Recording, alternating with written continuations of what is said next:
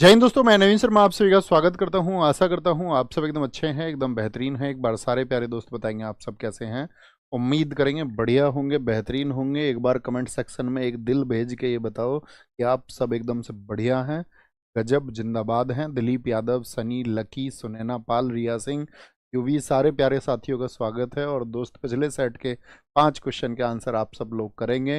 Revision आप अच्छे तरीके से करते रहेंगे। उम्मीद करूंगा हर रोज मुझे आपसे कहने की जरूरत नहीं होगी। तो वारली किस राज्य की चित्रकला है, यानी कि कहाँ की साथी आपका वो क्या बोलेंगे आर्ट है, तो आप कहेंगे महाराष्ट्र की है। कहाँ की है? महाराष्ट्र की आर्ट है। कहाँ की है? महाराष्ट्र की आर्ट है जी, महाराष्ट्र की।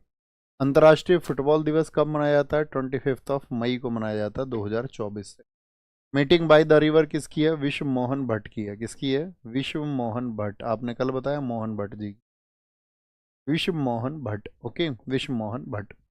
लोकसभा में साथी आपका जनरल कैटेगरी के लिए कितनी सीट है? 412। 84 आपका एससी के लिए और 47 आपका एसटी के लिए है। ओके। तंदूर कोयला क्षेत्र कहाँ पर है? जो तंदूर साथी कोल फील्ड्स हैं वो तेलंगाना में है। कहाँ पर है? तेलंगाना में है। एक बार स्कोर अपना बताएं शुभम भाई, स्कोर बता दो एक बार। बताएंगे जी। सारे साथियों का स्कोर आए। लूसीफर 5 स्कोर है, विक्रम 5 स्कोर, मनीषा 5 स्कोर है, प्रकाश भाई 5, प्रदीप नौखवाल 4, आर शर्मा 2, 2 नंबर बस, रोली 4, बिल्लू डॉन 5 है, गुनगुन 5 है, आपका पवन कुमार 5 पर हैं। बहुत वेलकम है दोस्त। आज के सेट को शुरू करते हैं। बहुत ज़बरदस्त सा सेट है। बहुत सारे फैक्ट को हमने आज शामिल किया है कि आपका जो एग्जाम में मोस्ट ऑफ टाइम पूछे जाते हैं, रिपीट होते हैं। लोक नृत्यों से संबंधित राज्यों के गलत संयोजन का चयन कीजिए। धनगरी गजा क्या महाराष्ट्र का है?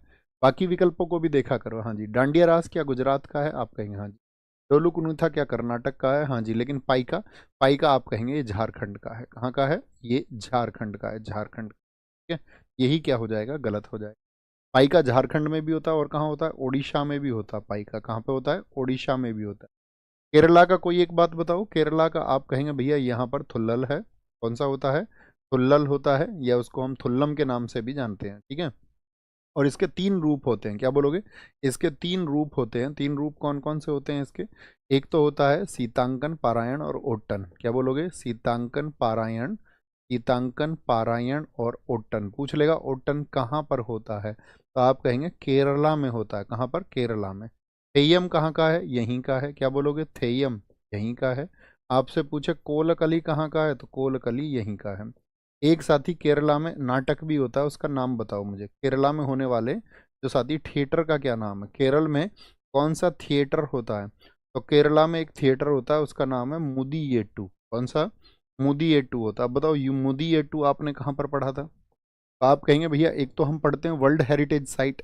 वर्ल्ड हेरिटेज साइट कितनी है हमारे देश में? तो वर्ल्ड हेरिटेज साइट विश्व विरासत सूची में कितने स्थल शामिल है? तो 43 हैं। लेकिन इंटेंजिबल कल्चरल हेरिटेज की बात करें, यानी कि अमूर्त सांस्कृतिक विरासत हमारे देश में कितनी है? अमूर्त सांस्कृतिक विरासत, इंटेंजिबल कल्चरल हेरिटेज, सांस्कृतिक विरासत हमारे देश में कितनी है? तो आप कहोगे वो है 15। कितनी? 15। तो उन्हीं 15 में से एक है आपका मुदियेटू। तो बताओ मुदियेटू किस ईयर में शामिल हुआ था? ईयर सबकी तरफ से आए 2010 में। और 2010 में ही और क्या क्या शामिल हुआ था? तो आप कहेंगे एक तो छऊ शामिल हुआ था 2010 में ही। क्या छऊ भी शामिल हुआ था? छऊ कितने स्टेट्स में मैंने आपको बता रखा है। और आपका साथी एक और हुआ था, आपको उसको बोलते हैं राजस्थान का कालबेलिया। क्या? कालबेलिया। कालबेलिया राजस्थान, कालबेलिया। ठीक है, कालबेलिया राजस्थान। ये याद रखना हमेशा। ये दोनों भी कब शामिल हुए हैं? 2010 में। छऊ कितने राज्यों में होता है? 3 राज्यों में होता है। मयूरभंज छऊ कहाँ होता है? उड़ीसा में होता है आपका। पुरुलिया छऊ कहाँ होता है? पश्चिम बंगाल में होता है। ओके। अब हम आपसे पूछेंगे कालबेलिया जो होता है राजस्थान में, राजस्थान में एक आपका सपेरा कम्युनिटी भी जुड़ी हुई है। किससे जुड़ी हुई है? सब लोगों का आंसर आना चाहिए। फिर हम आपसे कुछ डांस यहाँ पर पूछना चाहेंगे, बताना। कुछ डांस पूछेंगे, बताओ जरा। लावणी कहाँ का डांस है? लावणी, नंबर 1 बताओ। लावणी कहाँ का डांस है? लावणी जहाँ का है वहाँ का एक एक डांस और सोचो। ललिता डांस भी यहीं पे होता है, गोरीचा ललिता। पोवाड़ा होता है यहाँ पे, पोवाड़ा यहाँ का म्यूजिक भी है। क्या बोलोगे?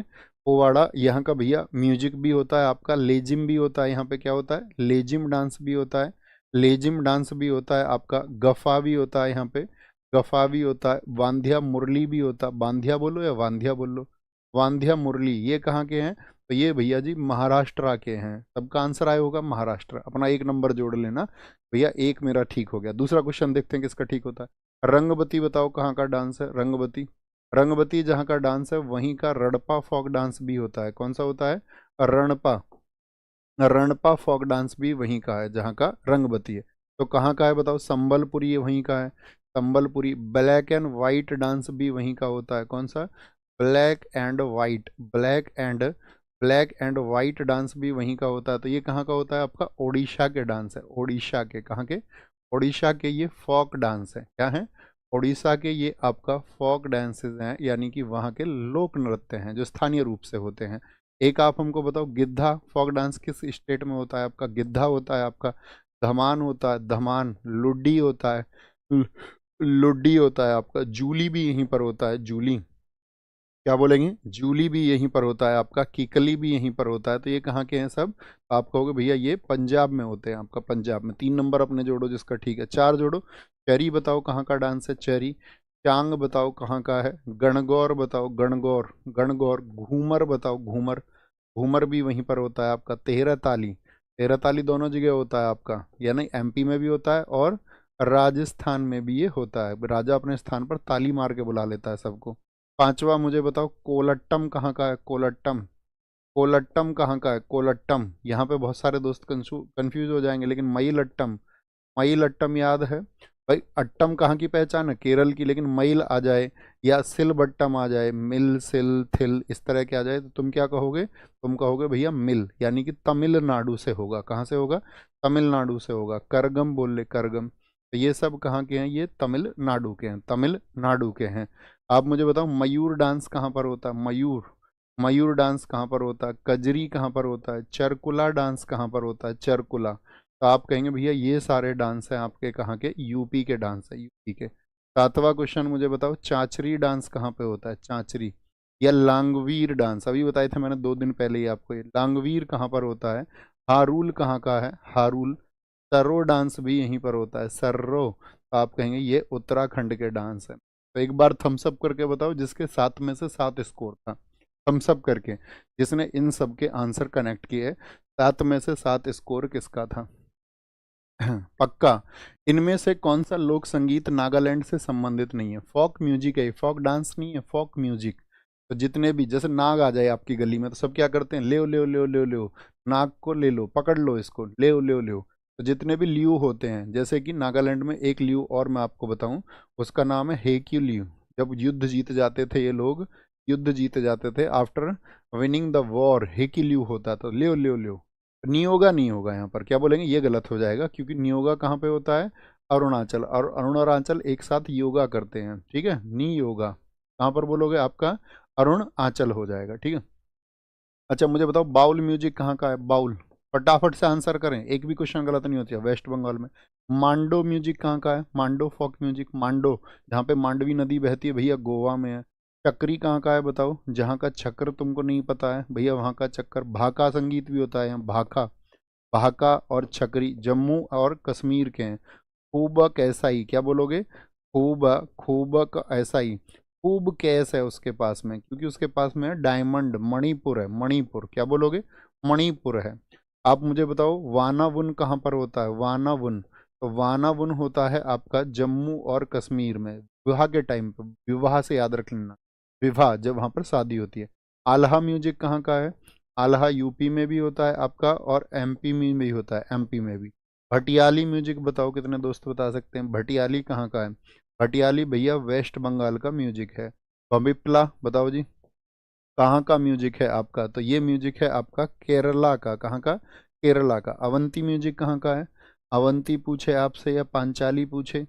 अवंती और पांचाली म्यूजिक कहाँ के हैं? तो वो भैया ओडिशा के म्यूजिक हैं। कहाँ के हैं? ओडिशा के। पंडवानी बच्चा बच्चा जानता होगा। पंडवानी बताओ कहाँ का है? पंडवानी, सबका आंसर है भैया छत्तीसगढ़ का है। कहाँ का? छत्तीसगढ़। बताओ महाभारत के किस कैरेक्टर पर आधारित है? तो भीम पर आधारित है। किस पर? भीम, जो महाभारत, महाभारत में जानते हो ना, भीम, भीम पर ये आधारित है। क्या बोलोगे? भीम पर ये आधारित है। ओके। और पंडवानी की एक साथी आपका प्रसिद्ध कौन आपका व्यक्तित्व है, वो है तीजन बाई। तो तीजन बाई का पूछा था पद्म विभूषण, बताओ कब मिला था इनको। तो इनको पद्म विभूषण मिला था 2019 में। कब मिला था, 2019 में मिला था। आप मुझे बताओ दोस्त, यहाँ पर पंखीड़ा कहाँ का म्यूजिक है, पंखीड़ा। पंख लेके कहाँ खड़े रहते थे सब, राजा के स्थान के किनारे, राजा के स्थान के किनारे। एक मुझे बताओ टप्पा म्यूजिक कहाँ का है, टप्पा, टप्पा भैया पंजाब का म्यूजिक है, कहाँ का, पंजाब का। गोंधल म्यूजिक बता दो, गोंधल म्यूजिक। या भरूद म्यूजिक पूछ ले आपसे, भरूद म्यूजिक, तो ये सब कहाँ के म्यूजिक हैं, ये महाराष्ट्र के म्यूजिक। ठीक है, इनमें से अक्सर आपको ज़्यादातर पता होते हों, हमेशा बस आपको रिकॉल कराने हैं, खुद को रिकॉल कराने हैं। नेक्स्ट, आगे बोलो जी, बोलो जी। कदम रसूल मस्जिद जिसका निर्माण ईंटों और काले संगमरमर के कारण वर्णित किया जाता है। कदम रसूल मस्जिद, कदम रसूल मस्जिद है 1530 की। कब की है, 1530 की मस्जिद है। और इसका निर्माण करवाया था आपका नुसरत शाह ने। किसने, नुसरत शाह ने इसको बनवाया था। तो ये साथी आपका मस्जिद कहाँ पर है, पूर्णिया में, बिहार में, अलवर राजस्थान में, मांडू में है, ये आपका या गौर में, गौर में पड़ता है ये आपका, मालदा वेस्ट बंगाल में। कहाँ पर, गौर में ये स्थित है, गौर में स्थित है। आप मुझे बताओ अढ़ाई दिन का झोपड़ा जो मस्जिद है वो कहाँ पर है, अढ़ाई दिन का झोपड़ा, अढ़ाई दिन का झोपड़ा मुझे बताइए फटाफट से, जिसको किसने बनवाया था, आपका जो गुलाम वंश का संस्थापक था उसने इसको बनवाया, ऐबक ने। ये कहाँ पर है, ये भी एक मस्जिद है। कभी पूछे ना अढ़ाई दिन का झोपड़ा क्या है, तो आप कहेंगे एक मस्जिद है।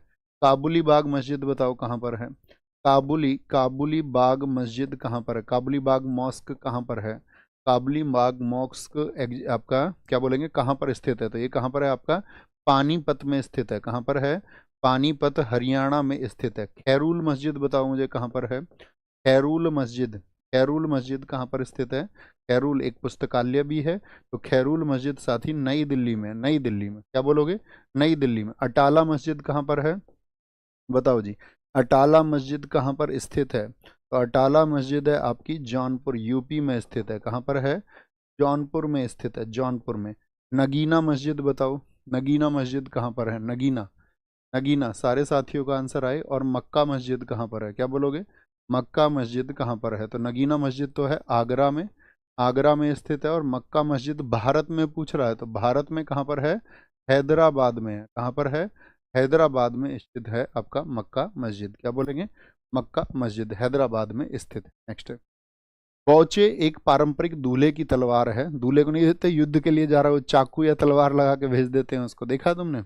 एक पारंपरिक दूल्हे की तलवार है जिसे आदिवासी विवाह के दौरान पहना जाता है। तो बोचे ये साथी कहाँ का एक आपका मतलब ड्रेस के साथ में पहना जाता है, तो ये है आपका अरुणाचल प्रदेश का ड्रेस। जानते हो सारी, बताओ जरा। रहीदे कहाँ की ड्रेस है, रहीदे अभी पूछा गया था आपका पिछले वाले उसमें एसएससी जेई में। तो रहीदे कहाँ की ड्रेस है, रहीदे है हिमाचल प्रदेश की ड्रेस। मेखला चादर बताओ, बहुत पूछी जाती है, मेखला चादर कहाँ की ड्रेस है, मेखला चादर आसाम में खला के आ गया, असम, असम की है। फेरन आर्मी वाले कहाँ पर फेर देते हैं, फेरन है जम्मू और कश्मीर में। नववारी साड़ी बताओ, नववारी कहाँ पर पहनी जाती है ड्रेस, नववारी कहाँ पर है आपका, महाराष्ट्र में और गोवा में। कितने गज की होती है, 9 गज की साड़ी होती है, 9 गज की। जिया सेन ड्रेस कहाँ पर पहनी जाती है, जिया सेन ड्रेस कहाँ पर पहनी जाती है, तो जिया सेन मेघालय में। रीशा ड्रेस कहाँ पर पहनी जाती है, रीशा, रीशा ड्रेस, रीशा जो परिधान है ये कहाँ के हैं साथी, त्रिपुरा के हैं, क्या बोलोगे, त्रिपुरा के। कांजीवरम साड़ियाँ कहाँ पर पहनी जाती हैं बताओ देश में, कांजीवरम साड़ियाँ, तो कांजीवरम है तमिलनाडु की, क्या बोलोगे, तमिलनाडु की। मुझे बताओ पटोला कहाँ पर पहनी जाती है ड्रेस, पटोला ड्रेस, पटोला, तो पटोला ड्रेस है आपका गुजरात की, कहाँ की है, पटोला गुजरात की ड्रेस है। एक मुझे बताओ कसावू साड़ी कहाँ पर पहनी जाती है, कसावू। मुझे बताओ संबलपुरी साड़ियाँ कहाँ पर पहनी जाती हैं, संबलपुरी। पैठनी साड़ियाँ बताओ कहाँ पर पहनी जाती है, कौन सी, पैठनी साड़ियाँ, पैठनी साड़ियाँ कहाँ पर पहनी जाती हैं। एक पुआन ड्रेस बताओ कहाँ पर पहनी जाती है, पुआन ड्रेस। तो कसावू साड़ी कहाँ की है, केरला की है। संबलपुरी जो साड़ियाँ है और ये डांस भी आपका उड़ीसा का। पैठनी महाराष्ट्र की हैं और पुआन है मिजोरम की। आप मुझे बताओ पुआन मिजोरम की होगी। इलकल साड़ियाँ कहाँ की हैं, इलकल, बहुत अच्छे से याद कराई थी मैंने। इल हो गए अब कल काम करूंगी का मतलब नाटक कर रही है, कर्नाटक, क्या बोलोगे। इलकल साड़ियाँ कहाँ की हैं, वो कर्नाटका की हैं, कहाँ की हैं, वो साथी आपका कर्नाटका की हैं। ये ड्रेस अक्सर पूछी जाती है। राष्ट्रीय हैंडलूम दिवस, हैंडलूम बोले तो हथकरघा दिवस किस दिन मनाया जाता है, बोलेंगे भी फटाफट से, क्या बोलेंगे? हैंडलूम दिवस, हैंडलूम अर्थात आपका हथकरघा दिवस, इसको हमेशा याद रख लेना, हथकरघा, हाथ से ही भाला भी फेंका गया इसी दिन, तो ये सेम डे है। भाला फेंक दिवस भी कब मनता है आपका, तो ये 7 अगस्त को। कौन सा? राष्ट्रीय नेशनल जैवलिन थ्रो, राष्ट्रीय भाला फेंक दिवस, नेशनल जैवलिन थ्रो डे कब मनता है? जैवलिन थ्रो डे कब मनाया जाता है आपका, तो 7 अगस्त को मनता है, 7 अगस्त। 20 अगस्त को आपका इंटरनेशनल मॉस्कीटो डे, अंतर्राष्ट्रीय मच्छर दिवस मनाया जाता है। क्या मनता है? मच्छर दिवस मनता है, मच्छर दिवस मनता है, मच्छर दिवस। 18 नवंबर हम नहीं जानते। 15 सितंबर आपका इस दिन मनता है नेशनल इंजीनियर्स डे, राष्ट्रीय राष्ट्रीय engineer day, national engineer day यानी राष्ट्रीय अभियंता दिवस को मनाया जाता है, राष्ट्रीय अभियंता दिवस को साथ ही मनाया जाता है। 7 अगस्त। आप हमें बताओ 10 अगस्त को कौन सा डे मनता है? 10 अगस्त को मनता है international lion day, lion day, अंतर्राष्ट्रीय शेर दिवस मनता है 10 अगस्त को। 12 अगस्त को बताओ, 12 अगस्त को मनता है आपका, 12 अगस्त को मनता है अंतर्राष्ट्रीय युवा दिवस, युवा प्लस हाथी दिवस भी इसी दिन मनता है। देखो इसमें कभी कंफ्यूज मत होना, अगर पूछ ले नेशनल यूथ डे कब मनता है, राष्ट्रीय युवा दिवस, सबका आंसर आए तभी हम आगे बढ़ेंगे, नहीं तो क्लास को अभी बंद कर देंगे। बताओ जी फटाफट से, राष्ट्रीय युवा दिवस कब मनता है? सब लोगों का आंसर आए, अतिरिक्त बातें कोई नहीं दोस्त, अतिरिक्त बातें कोई नहीं। 12 जनवरी को जॉन्टी चौहान जी ने सबसे पहले, हर क्लास में आपका 5 टॉपर घोषित करेंगे, आज के जॉन्टी पहले टॉपर घोषित हो चुके हैं। 12 अगस्त को आप मुझे बताओ 19 अगस्त को कौन सा मनता है? 29 अगस्त को मनता है आपका international photography day, international photography day मनाया जाता है, फोटोग्राफी डे मनाया जाता है, ठीक है। और इसी दिन मनता है आपका मानवतावादी दिवस, ह्यूमनिटेरियन दिवस मनता है आपका, ठीक है। मानवतावादी, मानवतावादी दिवस है, ह्यूमनिटेरियन डे भी इस दिन मनता है।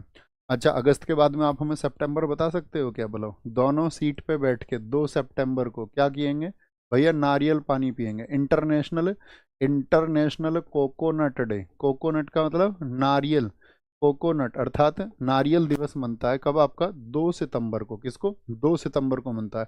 8 सितंबर को बताओ, इसको तो सब जानते होंगे, इंटरनेशनल लिटरेसी डे, अंतर्राष्ट्रीय अंतर्राष्ट्रीय क्या बोलेंगे? साक्षरता दिवस। अभी बताओ पूर्ण साक्षर राज्य कौन सा बन गया भारत का?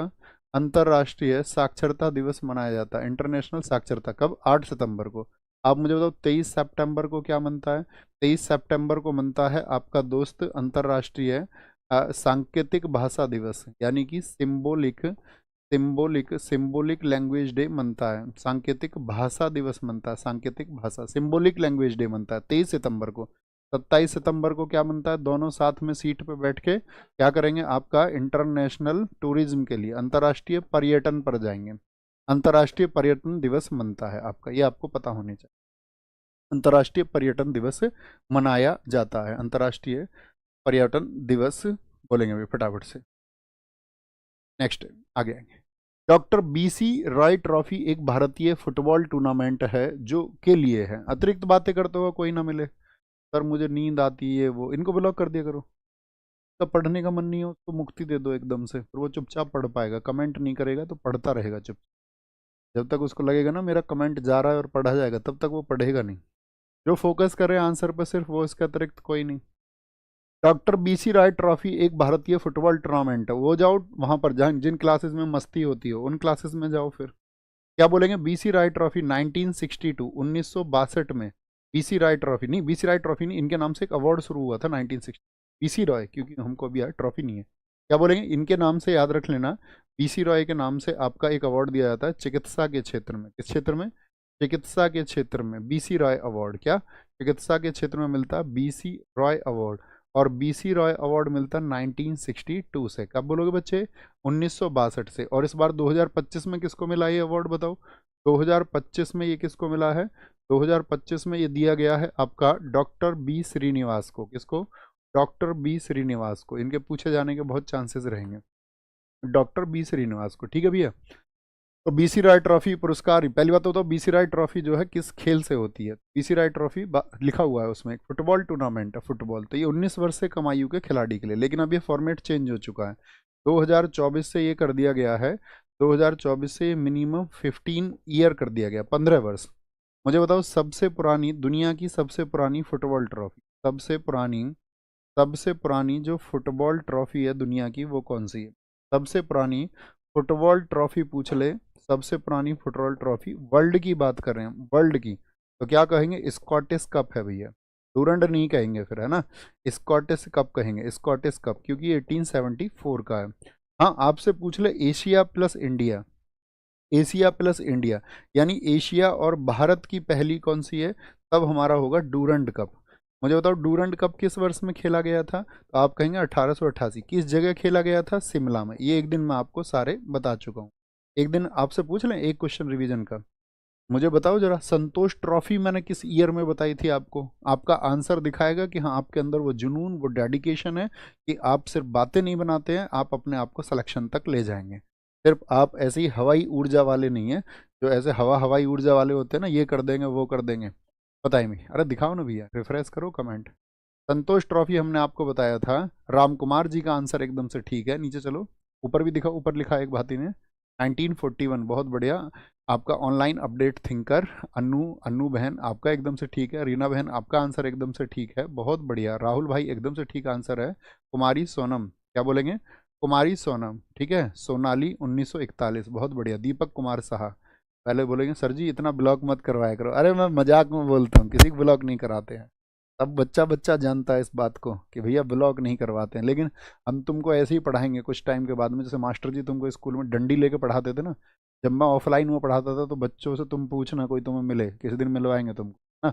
ऑफलाइन के खौफ होता था, खौफ खौफ, ऐसे ज़्यादा समझो। लड़की तो तुम छोड़ ही दो, लड़की तो जो ऑफलाइन में बैठी ही रहती थी ना, उनको लग गया ना ऐसे कॉपी पकड़ के ऐसे पूछ लिया। अभी मतलब 6 साल पुरानी बात मैं आपको बता रहा हूँ। तो लड़कियों के आंसर से पहले आंसू आते थे, है ना। और लड़के उनको ये लगता था नंबर ना आ जाए। ये तो तुम ऑनलाइन में हो तो स्वतंत्र हो, थोड़ा मजे हैं तुम्हारे, इधर आओ। निम्नलिखित में से कौन लॉन फॉक्स अनसिंग, बोलो भी फटाफट से। लॉन फॉक्स डांसिंग, अनसिंग नहीं डांसिंग आएगा। Lone fox dancing, lone fox dancing my autobiography आत्मकथा के लेखक हैं, तो कौन है? खुशवंत सिंह है, ब्रजमोहन कौल, रस्किन बॉन्ड या जॉन दलवी? भैया रस्किन बॉन्ड, एसएससी के फेवरेट राइटर है, मैं आपको बता, एसएससी के फेवरेट राइटर है। इनकी बुक्स बताना जरा, रस्किन बॉन्ड की कौन कौन सी आप जानते हैं? भैया द ब्लू अम्ब्रेला, क्या बोलोगे? द ब्लू अम्ब्रेला इनकी बुक है, द ब्लू अम्ब्रेला इनकी बुक है। साहित्य अकादमी इनको 1992 में मिला था। और इनकी एक बुक है the room on the roof. एक आप भी बताओ भैया, the room on the roof किसकी है? वो इन्हीं की है, the room on the roof. Angry river किसकी है? एंग्री रिवर अभी रिसेंट में भी इन्होंने एक बुक लिखी थी 2025 में, वो बता सकते हो? चेरी ट्री पूछ ले आपसे, चेरी ट्री किसकी है? चेरी ट्री भी इन्हीं की बुक है, चेरी ट्री। द टनल पूछ ले आपसे, द टनल किसकी बुक है? द टनल, द टनल इन्हीं की बुक है। दिल्ली इज नॉट फार, इनमें से एक भी ऐसी नहीं है जो नहीं पूछा। Delhi is not far, Delhi is not far आपका। Dust on the mountain, dust on the mountain, क्या बोलोगे? Dust on the mountain. अभी रस्किन बॉन्ड की अगर हम बात करते हैं, इनको अभी 2024 में इनकी बहुत चर्चित पुस्तक रही थी 2024 में, हाउ टू बी हैप्पी। बताओ, how to be happy.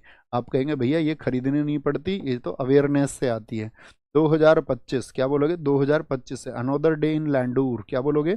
Another, another day in, another day in Landour. आगे एसएससी में सबसे ज़्यादा चांसेस इसके पूछे जाने के रहेंगे, ठीक है। और 2023 की खूब पूछी गई, 2023 के एसएससी के एग्जाम्स में। द गोल्डन ईयर्स, क्या?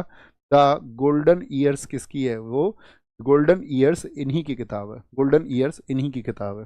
जरा देखना भाई साहब, नाम जॉन दलवी। तो जॉन दलवी आप जानते हो जरा इनकी बुक कौन सी है? इनकी बुक है भैया हिमालयन ब्लंडर। कौन सी बुक है? हिमालयन ब्लंडर किसकी बुक है? इन्हीं की बुक। हिमालयन ब्लंडर बुक किसकी है? इन्हीं की बुक है, Himalayan blunder. Brajmohan Kaul Bharat China युद्ध के टाइम पे जनरल स्टाफ थे, भारत चाइना। अच्छा बताओ, भारत चाइना युद्ध कब हुआ था? 1962 में हुआ था, 1962। खुशवंत सिंह ने कौन सी किताब लिखी है बहुत चर्चित? इनकी किताब का नाम है ट्रेन टू पाकिस्तान। ये किताब कभी तुम पढ़ना, ये भारत पाकिस्तान के विभाजन के ऊपर किताब है, अपनी विश लिस्ट में लिख दो इसको, ए ट्रेन टू पाकिस्तान। ब्रजमोहन कौल ने भी ऐसी किताब लिखी है, मतलब वो चाइना से जब युद्ध हुआ था तो उन्होंने लिखा था पाकिस्तान से टकरा, पूछा नहीं जाएगा, नेवर। निम्नलिखित में से कौन सा कथन सही है? संविधान के अनुच्छेद 108 द्वारा लोकसभा और यहाँ पर जो आपका ज्वाइंट सेशन होता है वो आर्टिकल 108 में होता है। जी भैया एकदम से ठीक है। लोकसभा और राज्यसभा की जो पहली संयुक्त बैठक थी, पहली बात तो संयुक्त बैठक कब बुलाई जाती है, जो गतिरोध हो, लोकसभा और राज्यसभा में आपस में उनके मतलब मतों में अंतर हो, है ना। तो पहली क्या 1961 में हुई थी, आप कहोगे जी भैया 1961 में हुई थी। किस लिए आई थी ये आई थी डोरी प्रोहिबिशन के लिए, अर्थात ये आई थी आपका दहेज प्रतिषेध के लिए। किसके लिए आई थी, दोहरी प्रोहिबिटेड करने के लिए, दहेज प्रतिषेध। मुझे बताओ अब तक कितनी बार संयुक्त बैठक कुल बुलाई गई है, कितनी बार हुआ है ये कि आपका संयुक्त बैठक बुलाई गई हो, 3 बार बुलाई गई है। तो पहली बार 1961 में, और फिर बुलाई गई थी 1978 में, और आपका 2002 में। क्या बोलोगे, 2002 में। जब कभी भी संयुक्त बैठक बुलाई जाएगी तो संयुक्त बैठक कौन बुलाएगा, हु विल कॉल, बुलाता कौन है बताओ। इसको हमेशा बुलाएंगे कौन, इसको हमेशा राष्ट्रपति बुलाएंगे। लेकिन क्या राष्ट्रपति साहब इसके अध्यक्ष होंगे दोस्त, क्या प्रेसिडेंट साहब इसके आपका चेयरमैन होते हैं, आप कहेंगे नहीं। इसके जो अध्यक्ष होते हैं वो होते हैं लोकसभा के अध्यक्ष, यानी कि लोकसभा के स्पीकर। और लोकसभा के स्पीकर इफ नॉट अवेलेबल, अगर ये आपका उपलब्ध नहीं है तो फिर कौन होंगे, फिर होंगे आपका यहाँ पर डिप्टी स्पीकर। यानी कि डिप्टी स्पीकर का मतलब क्या हो गया, ये भी कहाँ होते हैं, लोकसभा में, स्पीकर लोकसभा में होते हैं। यानी कि पहले तो आपका लोकसभा अध्यक्ष होंगे, फिर लोकसभा उपाध्यक्ष होंगे। अगर ये भी नहीं है फिर क्या होगा, तो फिर आपका जो राज्यसभा है तो राज्यसभा के उपसभापति, उपसभापति यानी सभापति कभी नहीं हो सकते हैं। तो 4 ऑप्शन दे देता है आपको, 4 ऑप्शन दे देता है। वाइस चेयरमैन तो हो सकते हैं लेकिन राज्यसभा के चेयरमैन कभी नहीं होंगे, यानी राष्ट्रपति कभी नहीं हो सकता है इसका। ओके, ये आपको ध्यान रखना है। तो उपराष्ट्रपति दोनों सदनों की संयुक्त बैठक ये बुला भी नहीं सकते भैया, क्या बोलेंगे, ये कभी भी बुला नहीं सकते, ये बात याद रखेंगे। क्या होगा, 1 और 2, ये पूछा ना कौन सा सही है, हाँ 1 और 2 सही हो जाए। निम्नलिखित में से कौन सी शक्तियां केवल लोकसभा के पास हैं। आजकल याद रख लो, एसएससी का ट्रेंड बन रहा है, वो धीरे धीरे क्या करेगा, स्टेटमेंट से क्वेश्चन पूछना शुरू करेगा, स्टेटमेंट से। ओके, थम्स अप करो जी भैया, हम आपकी बात को पहुंच पा मतलब समझ पा रहे हैं। स्टेटमेंट बना के क्वेश्चन पूछेगा। निम्नलिखित में से कौन सी शक्तियां केवल लोकसभा के पास में है, जो मतलब लोअर हाउस के पास में है। तो धन विधेयक का पुनर्स्थापना, री इंस्टेटमेंट ऑफ मनी बिल, अगर इसकी हम बात करें, इसकी हम बात करें एकदम से ठीक है। आपातकाल की उद्घोषणा, देखो आपातकाल ऐसे सिर्फ लोकसभा नहीं लगा सकती, इसके लिए इमरजेंसी जो लगेगी लोकसभा और राज्यसभा दोनों की सहमति से जाएगा। मुझे बताओ हमारे देश में कितने प्रकार की इमरजेंसी हैं, 3 तरह की। किस किस आर्टिकल में, तो कभी भी अगर इमरजेंसी आपसे पूछे, इमरजेंसी अगर बेसिक बात करें तो इमरजेंसी कितनी होती है, एक तो नेशनल इमरजेंसी होती है, राष्ट्रीय आपातकाल, एक आपका स्टेट इमरजेंसी होती है इसको प्रेसिडेंट रूल बोलते हैं, और एक फाइनेंशियल इमरजेंसी होती है इसको हम वित्तीय आपातकाल कहते हैं। तो ये किस में आता है आपका नेशनल इमरजेंसी, आर्टिकल 352 में आ जाता है। कितनी बार लगाया राष्ट्रीय आपातकाल, राष्ट्रीय आपातकाल कितनी बार लगाया, 3 बार लगाया। कितनी बार लगाया, 3 बार लगाया।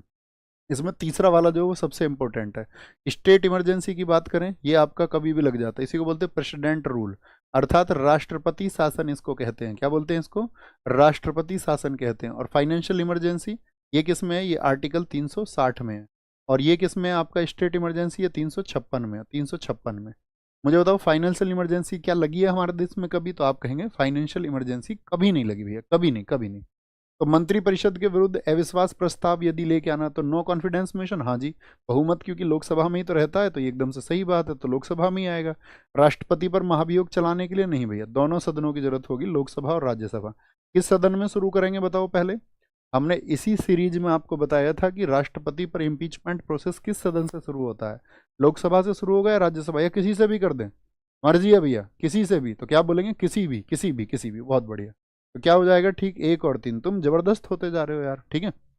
अच्छा मुझे बताओ, जो धन विधेयक है उसकी डेफिनेशन किस आर्टिकल में बताई गई है, जो मनी बिल है, अगर हम बात करें आपसे धन विधेयक की, तो धन विधेयक की परिभाषा किस आर्टिकल में है, तो धन विधेयक की जो डेफिनेशन है मनी बिल, मनी बिल को डिफाइन किया गया है कहाँ पर, मनी बिल को डिफाइन किया गया है आर्टिकल 110 में।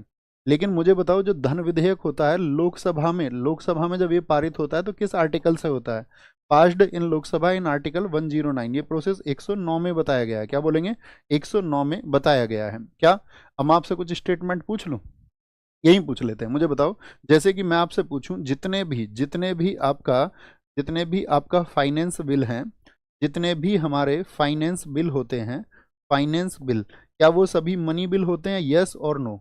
क्या जितने भी फाइनेंस बिल हैं उन सबको हम मनी बिल कह सकते हैं, आप मुझे बताएं यस और नो, बोले भी।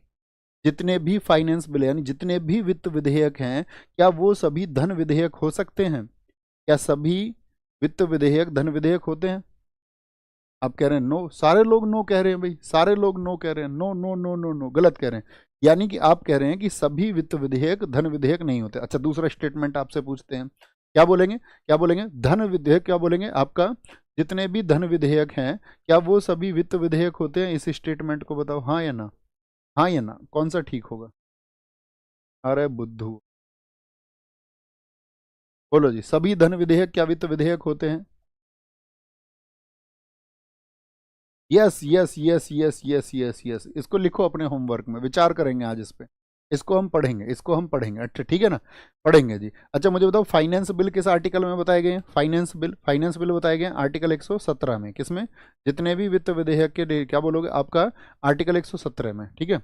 एक क्वेश्चन पूछेंगे, कोई बिल मनी बिल है या नहीं है, इसका निर्णय कौन करेगा? कोई विधेयक वित्त, सॉरी, कोई विधेयक धन विधेयक है या नहीं है, धन विधेयक है या नहीं है, इसका डिसीजन कौन करता है? Who will decide the money bill, who will decide कि any bill is money bill और नॉट? कोई धन विधेयक जो है वो धन विधेयक है या नहीं है या नहीं है, तो ये हमेशा कौन देखेंगे? तो लोकसभा में पारित होता तो लोकसभा स्पीकर देखते हैं इस बात को, यानी कि लोकसभा अध्यक्ष उसको देखेंगे। कौन देखेंगे? लोकसभा अध्यक्ष उसको देखते हैं, ये आपको पता होना चाहिए। ओके, आगे नेक्स्ट, राज्यसभा के लिए प्रत्येक राज्य के प्रतिनिधियों का निर्वाचन कौन करता है? प्रत्येक राज्य के प्रतिनिधियों का निर्वाचन कौन करता है राज्यसभा के लिए? तो राज्यसभा के लिए सदस्य जाएंगे कहाँ से जाएंगे? पहली बात तो मुझे टोटल सीट बताओ, राज्यसभा की टोटल सीट कितनी होती है? राज्यसभा में टोटल सीट होती है भैया 245। इसमें स्टेट के लिए और यूटी के लिए कितनी है? दोनों के लिए, स्टेट और यूटी के लिए 238 है, 238 कुल सीटों में से, और 12 क्या होती हैं? वो राष्ट्रपति द्वारा होती हैं। तो इसीलिए मैक्सिमम सीट कितनी कह दी जाती है? मैक्सिमम सीट कह दी जाती है आपका, मैक्सिमम सीट आपसे पूछे तो बोलेंगे 250 होती है, 250 होती है, ठीक है। तो ये विधानसभा के सभी सदस्यों से चुनी जाती हैं, विधानसभा के सभी सदस्य नहीं जी, विधानसभा के सिर्फ और सिर्फ आपका निर्वाचित सदस्यों से चुनी जाती है। और हमेशा जब इससे चुनी जाएंगी तो याद रख लेना, सिंगल ट्रांसफरेबल वोट होता है इसमें भी, एकल संक्रमणीय मत। राज्यसभा के लिए भी कौन सा लगता है? एकल संक्रमणीय मत का इस्तेमाल होता है, एकल संक्रमणीय मत। अच्छा, राज्यसभा में जो सीटों का बंटवारा दिया गया है वो किस अनुसूची में दिया गया है? राज्यसभा सीटों का बंटवारा किस अनुसूची? सबका आंसर है, तो याद रखना, जितनी भी राज्यसभा की सीट हैं उन सबको किस आधार पर दिया जाता है? पॉपुलेशन के बेसिस पर, जनसंख्या के आधार पर। जहाँ की आपका पॉपुलेशन ज़्यादा होगी वहाँ पे राज्यसभा की सीटें क्या हो जाएंगी? ज़्यादा हो जाएंगी। तो राज्यसभा की जितनी भी सीट हैं ये आती हैं आपका 4th शेड्यूल में, क्या बोलोगे? चौथी अनुसूची इसको बताया गया, चौथी अनुसूची में बताया गया है, ठीक है। राज्यसभा का जो साथी आपका पदेन अध्यक्ष होगा, एक्स ऑफिशियो कौन होता है इसका? बताओ, पदेन अध्यक्ष कौन होंगे इसके?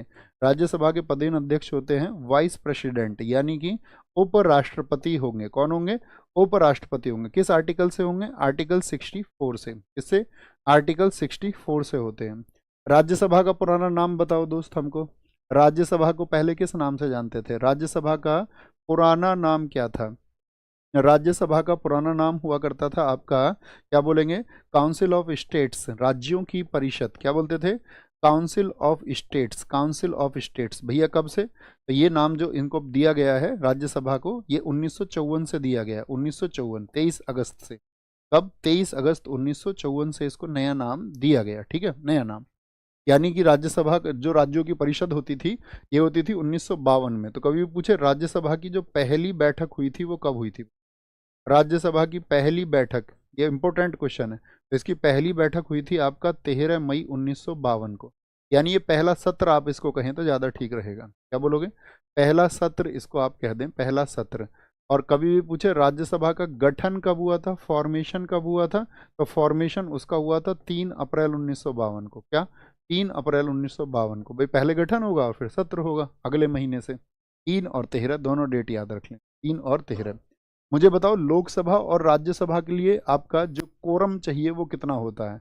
गण पूर्ति के लिए कितने सदस्य होने चाहिए? जैसे लोकसभा में आपका 552 है तो उसका 1/10 अर्थात कितने लोग होने चाहिए? 56 होने चाहिए। ऐसा नहीं 55.2 में आदमी कहाँ से लाओगे रे? क्या बोलोगे आप? ऐसी राज्यसभा में कितने सदस्य चाहिए? टोटल सदस्यों की संख्या बताओ मुझे। तो 1/10 अर्थात राज्यसभा में कितने चाहिए आपका? आप कहोगे भैया 250 का 1/10 अर्थात हमको 25 चाहिए।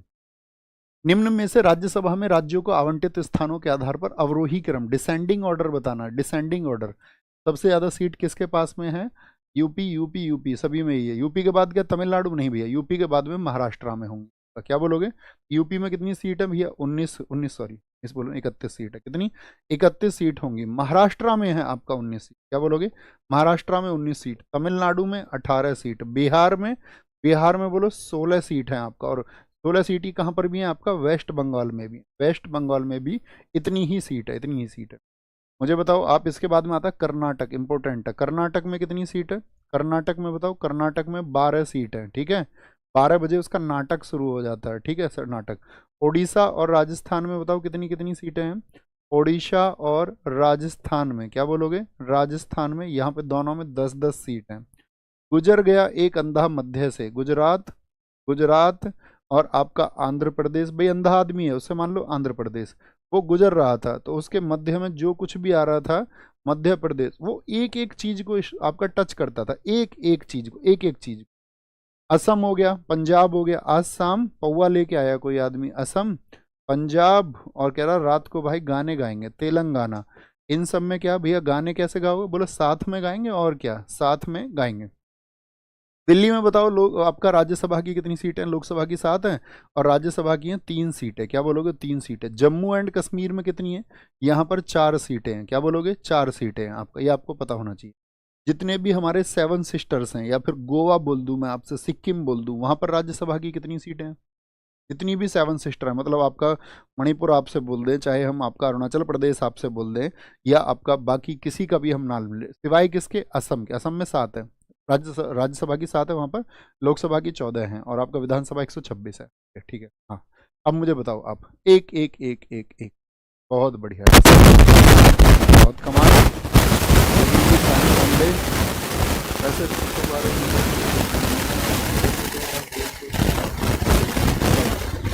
दक्षिण अफ्रीका में रहने की अवधि में महात्मा गांधी ने निम्न में से जिस पत्रिका का प्रकाशन किया उसका नाम था? क्या बोलेंगे? उसका नाम क्या था? नवजीवन था, इंडिया गजट था, अफ्रीकन था, या इंडियन ओपिनियन था? बताओ। Voice voice voice voice. भाई साहब आवाज नहीं आ रही।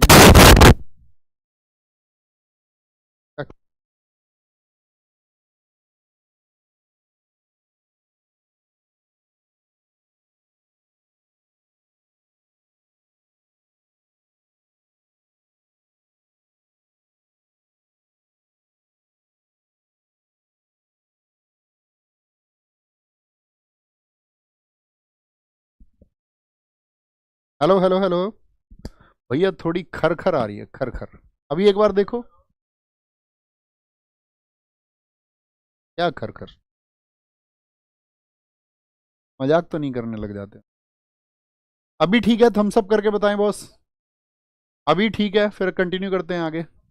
Okay okay okay. तो बताओ, दक्षिण अफ्रीका में रहने की अवधि में महात्मा गांधी ने जिस पत्रिका का प्रकाशन किया था, तो वो कौन सी थी? महात्मा गांधी ने इंडियन ओपिनियन निकाली थी। इंडियन ओपिनियन कब की? इंडियन ओपिनियन 1903 की, 1903 की। हिंद स्वराज भी कहाँ पर निकाली थी इन्होंने? यही निकाली थी, हिंद स्वराज, ठीक है, अफ्रीका में ही। हिंद स्वराज ये निकाली थी 1909 में, 1909 में। क्या नवजीवन भी गांधी जी की मैगजीन है? ठीक है, आप कहोगे हाँ जी नवजीवन, लेकिन ये भारत आकर के, नवजीवन हो गई, यंग इंडिया हो गई, और बताओ कौन सी थी? Young India. हरिजन पत्रिका हो गई, हरिजन पत्रिका 1933 वाली। हरिजन पत्रिका का इन्होंने कब प्रकाशन किया था? 1933 में किया था, 1933 में किया। ये गांधी जी की पत्रिकाएं हैं, ठीक है। गांधी जी की आत्मकथा का नाम बताओ, जो उनकी ऑटोबायोग्राफी है, और किस लैंग्वेज में उन्होंने लिखी थी? गांधी जी की जो आत्मकथा है, आत्मकथा का नाम है, क्या बोलोगे? आत्मकथा का नाम क्या है आपका, जो इनकी ऑटोबायोग्राफी है? द एक्सपेरिमेंट्स विद, बोलो विद, नहीं, story of my experiment with truth. क्या बोलोगे? द स्टोरी ऑफ एक्सपेरिमेंट, या सीधे लिख लो ना, स्टोरी, स्टोरी की जरूरत नहीं है आपका। Experiment, my experiment with truth. क्या बोलेंगे? My experiment, my experiments with truth. Hindi में बोले तो, हिंदी में बोले तो सत्य के साथ मेरे प्रयोग, सत्य के साथ मेरे प्रयोग। किस भाषा में लिखी? गुजराती भाषा में लिखी। किसमें? गुजराती भाषा में लिखी। अब एसएससी क्या करता है? गुजराती भाषा में लिखी, और इसका इंग्लिश ट्रांसलेशन किसने किया? इंग्लिश ट्रांसलेशन तो पूछ लेगा, इंग्लिश ट्रांसलेशन किसने किया इसका? तो इनके सचिव ही थे, इनके सेक्रेटरी थे महादेव देसाई। कौन? महादेव देसाई। उन्होंने इस इंग्लिश को ट्रांसलेट किया था, ठीक है। इन्होंने एक संगठन बनाया था दक्षिण अफ्रीका में, नटाल कांग्रेस। नटाल कांग्रेस की स्थापना कब हुई थी बताओ? दक्षिण अफ्रीका में ही क्या बनाया था इन्होंने? एक नटाल कांग्रेस बनाया था गांधी जी ने, Natal Congress. Gandhi ji Africa गए कब थे? तो उसके अगले वर्ष, याद रखना। नटाल कांग्रेस 1894 में इन्होंने बनाया था, 1894 में इन्होंने बनाया था। ओके। गांधी जी के ट्रस्टीशिप के सिद्धांत के प्रतिपादन के संबंध में निम्नलिखित युग्मों में से कौन सा एक सही नहीं है? ट्रस्टीशिप का सिद्धांत उन्होंने कहाँ दिया था? दक्षिण अफ्रीका 1903, लंदन 1904, कोई लेना देना नहीं उनका इससे, दिल्ली से लेना देना नहीं। क्या बोलोगे? दिल्ली से मतलब 1905 में लेना देना नहीं है। तो दक्षिण अफ्रीका 1903 में उन्होंने ये सिद्धांत दिया। मुझे बताओ, सर्वप्रथम उन्होंने जो सत्याग्रह वर्ड था उसका इस्तेमाल कब, किस वर्ष में किया? सर्वप्रथम सत्याग्रह, सत्याग्रह शब्द का इस्तेमाल, सत्याग्रह शब्द का जो उन्होंने इस्तेमाल किया वो किस ईयर में किया इस्तेमाल? यूज ऑफ सत्याग्रह इन 1906। कहाँ पर थे 1906 में? अफ्रीका में। और जगह कौन सी थी? ये थी ट्रांसवाल। क्या वो जगह थी? ट्रांसवाल थी आपका अफ्रीका में। ट्रांसवाल विधानसभा पड़ती थी, वहां पर इन्होंने इसको किया था। क्यों गए थे भैया ये बताओ? साउथ अफ्रीका किसका मुकदमा लड़ने गए थे? तो साउथ अफ्रीका गए थे ये आपका किसका, ये तो आप जानते हो यार, छोटी सी ईयर बता दो बस। शेख अब्दुल्ला का मुकदमा लड़ने गए, एक व्यापारी आदमी था। साउथ अफ्रीका गए कब थे? आपका 1893 में। और वापस कब आए ये बताओ? ये वापस कब आए थे? तो वापस आए हैं जिस दिन आपका प्रवासी भारत दिवस मनता है, 9 जनवरी 1915।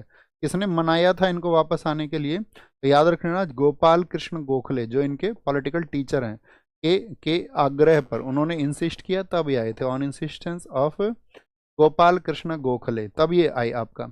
अच्छा, भारत में ये किस जगह पर, किस बंदरगाह पर आए थे जब भारत में आए? तो आप क्या बोलोगे? ये भारत में आए थे आपका अपोलो बंदरगाह। क्या बोलेंगे? अपोलो बंदरगाह। तो कितने वर्ष बिता के आए? कितने वर्ष बिता के आए अफ्रीका में? अपोलो बंदरगाह, जो कि बम्बई में स्थित है। कहाँ पर स्थित है? बम्बई में स्थित है, वहां पर ये आए थे। एक मुझे बताओ, किस स्टेशन पर इनको साथी वहां अफ्रीका में नीचे उतार दिया था? आपका उसके वर्ण व्यवस्था के मतलब रंग भेद के चलते बताया था, रंग भेद के चलते हुए, कलर डिस्क्रिमिनेशन के चलते हुए। स्टेशन कौन सा था जहां पर इनको नीचे उतार दिया गया था? नीचे पूछ लिया जाता है इनसे किस स्टेशन का संबंध है, तो वो है सेंट पीट्स मारिट्सबर्ग। क्या बोलोगे? सेंट पीट्स मारिट्सबर्ग, ठीक है, मारिट्सबर्ग। जब ये कहाँ जा रहे हैं? जोहानसबर्ग से आपका डरबन के बीच की यात्रा पर थे, तब इनको उतार दिया गया था। मुझे बताओ, गांधी जी पहली बार जेल कब गए थे? गांधी जी पहली बार जेल किस वर्ष में गए थे? तो पहली बार जेल गए थे 1908 में। ये सब घटनाएं कहाँ की हैं? ये अफ्रीका की घटनाएं हैं। कहाँ की? अफ्रीका की घटनाएं हैं। बहुत बढ़िया जी। छोटा बच्चा कह रहे हैं फिनिक्स आश्रम की स्थापना 1904 में हुई। अरे वाह, कमाल। गांधी जी ने अपना प्रथम सत्याग्रह आरंभ किया था कब? तुर्की पर ब्रिटिश आक्रमण के विरुद्ध, भारत सरकार अधिनियम 1935 से। अपना प्रथम सत्याग्रह तो यहाँ पर क्या है आपका? रॉलेट एक्ट के विरुद्ध। रॉलेट एक्ट के विरुद्ध क्या हम कह देंगे? तो आप कहेंगे मजदूरों को कम वेतन दिए जाने के विरुद्ध में उन्होंने इसको शुरू किया था, प्रथम सत्याग्रह। तो मुझे बताएं, भारत में उनका प्रथम सत्याग्रह साथी किस नाम से जाना जाता है 1917 का? तो 1917 वो कहाँ गए थे आपका? 1917 में उन्होंने किया था आपका चंपारण में, चंपारण में, ठीक है, चंपारण में। और चंपारण में इनको जो साथी आपका जो निमंत्रण दिया था वो किसने दिया था? तो कांग्रेस अधिवेशन हुआ था 1916 में, जिसके अंबिका चरण मजूमदार थे लखनऊ में, तो वहां गांधी से मुलाकात की थी किसने? राजकुमार शुक्ल ने। किसने? राजकुमार शुक्ल ने। क्यों बुला के ले गए थे भैया? चंपारण किस जगह पड़ता है? तो चंपारण पड़ता है बिहार में। किस प्रथा के खिलाफ ये आक्रमण हुआ आपका? तो यहाँ पर क्या था? यहाँ पर चलती थी 3 कठिया प्रणाली। 3 कठिया प्रणाली का मतलब क्या था आपका? 3 कठिया प्रणाली किसकी खेती से जुड़ी हुई थी? तो ये आपका 3 कठिया प्रणाली का मतलब है 3/20 भाग। यानी कि आपके पास 20 बीघे जमीन है तो 3 बीघे पर आपको नील की खेती करनी पड़ेगी। क्या करनी पड़ेगी? नील की खेती करनी पड़ेगी। और नील की खेती क्योंकि भूमि को अंजर भी बनाती थी और मेहनत बहुत ज़्यादा थी, तो गांधी जी यहाँ पर गए, उन्होंने लोगों के हालात देखे, तो वहाँ पर स्कूल भी खोले गए आपका, जैसे कि आपका वहाँ पे मधुबनी में स्कूल खोला गया, वो इसी आंदोलन की वजह से। जैसे 1918 में मुझे बताओ, 1918 में गांधी जी ने कौन से 2 आंदोलन करे? तो एक तो अहमदाबाद, अहमदाबाद मिल मजदूर किया। अहमदाबाद मिल मजदूर, मिल मजदूर में क्या था कि मिल मजदूरों की जो है आपका बोलेंगे इनकी जो मांग वहां पर नहीं मानी जा रही थी। और आपका यहाँ पर खेड़ा सत्याग्रह, ये किसानों के लिए खेड़ा सत्याग्रह। तो यहाँ पर क्या था? मिल मजदूरों की मांग नहीं मांगी जा रही थी क्योंकि उनके जो पेंशन का या बोनस का जो उनको वादा किया गया था, बोनस का 50% का, वो नहीं दे रहे थे। और क्या दे रहे थे वो? 20%। तो कितने परसेंट पर उनकी सहमति बनी थी? बोलो भाई फटाफट से। बोलेंगे भी फटाफट से। सुशील कुमार कह रहे हैं भैया जी क्या कह रहे हैं, भारतीय करेंसी नोटों पर गांधी जी की फोटो कब से छपी थी? गांधी जी की फोटो छपी थी 1969। बोलो जी फटाफट, सारे लोगों का आंसर है।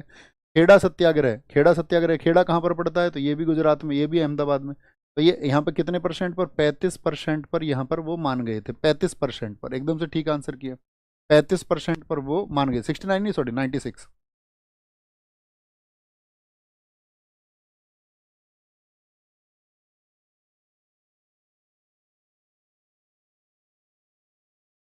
35% पर। फिर इसके बाद में 1920 में कौन सा आंदोलन चला था? असहयोग आंदोलन। असहयोग आंदोलन, असहयोग आंदोलन का मतलब क्या था? Non cooperation movement.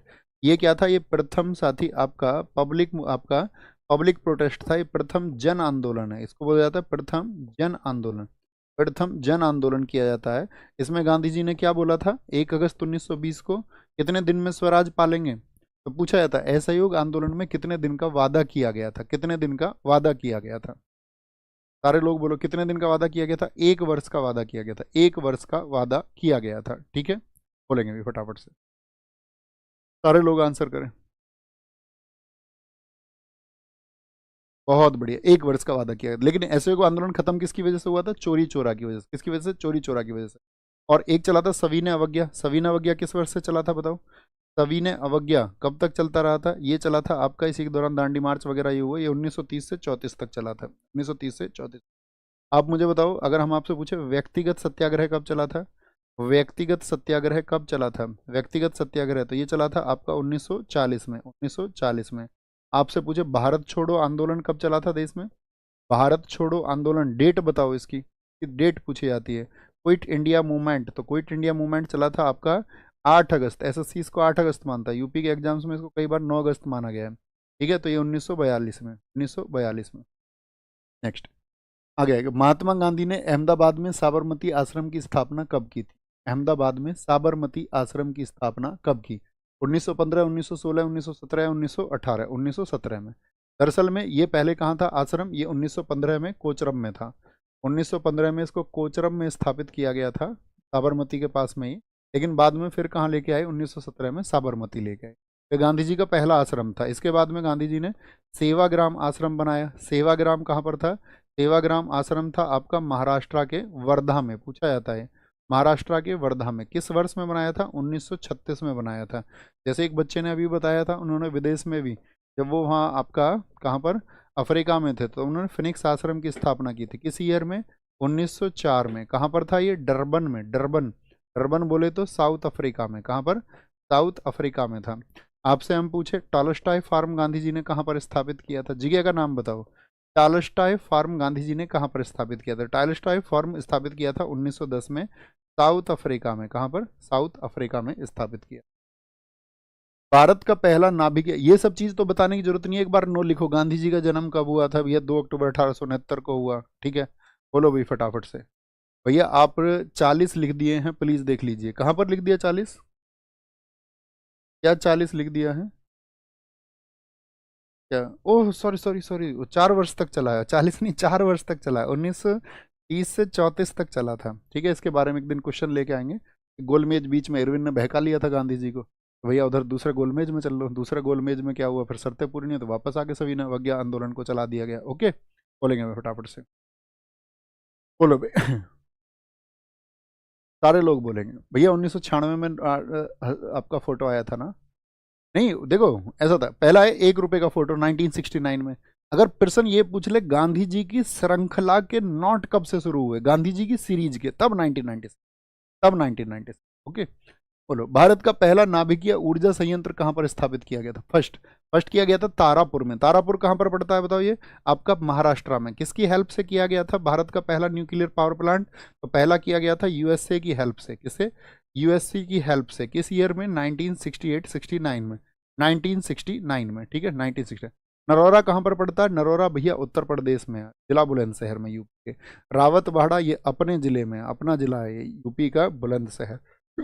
बुलंदशहर, यूं तो पूरा भारत अपना है, याद रखना तुम इस बात को। ठीक है, बुलंदशहर में।